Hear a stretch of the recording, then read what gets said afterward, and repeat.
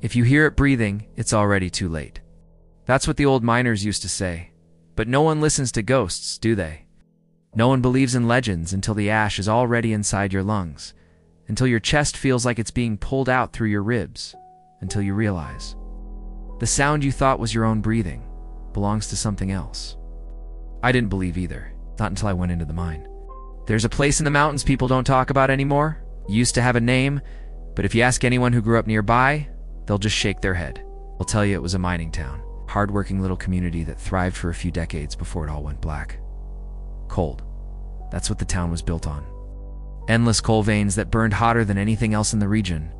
But the deeper they dug, the more the earth seemed to resist.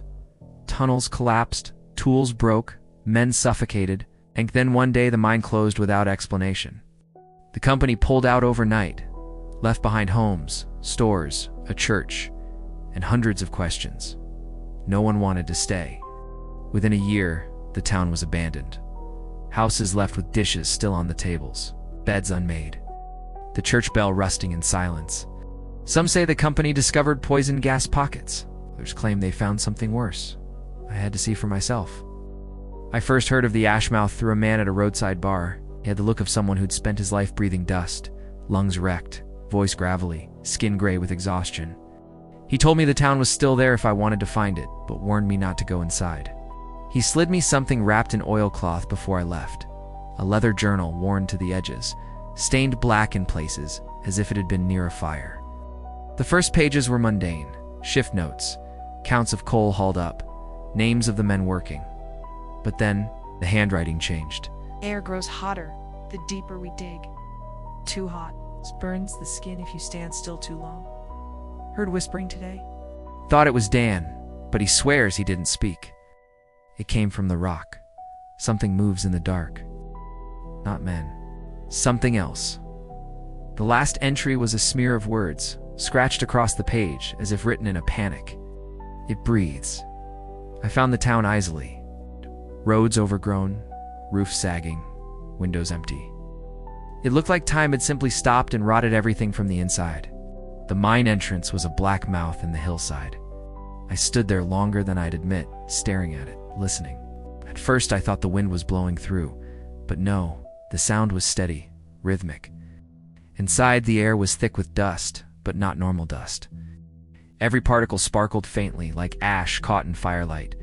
My flashlight beam caught it in swirls. The deeper I went, the stranger it became.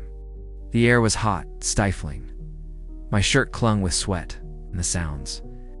Dripping water that hissed when it touched the stone, faint cracks like distant wood burning, a low hum that never stopped. I found the first body at the fork of 2 tunnels, or what was left of one.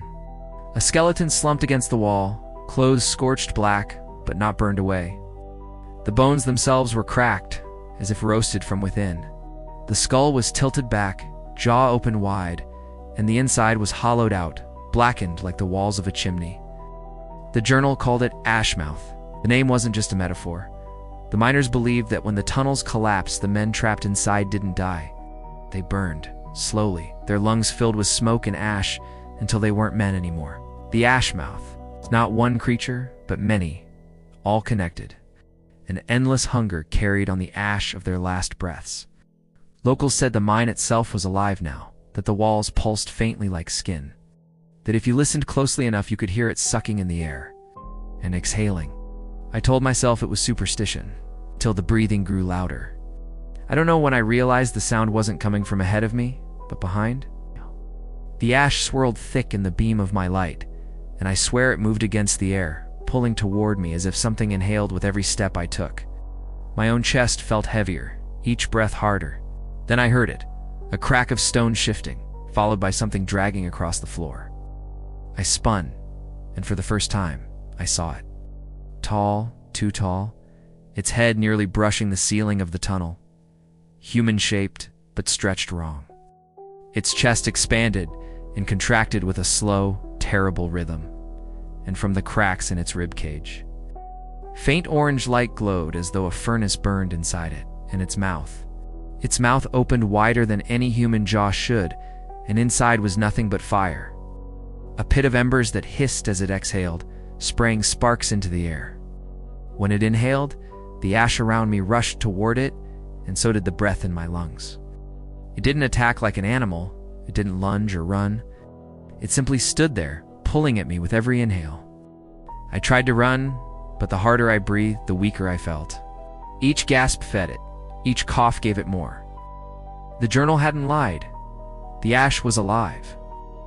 It poured into me with every inhale, scraping my throat, searing my chest.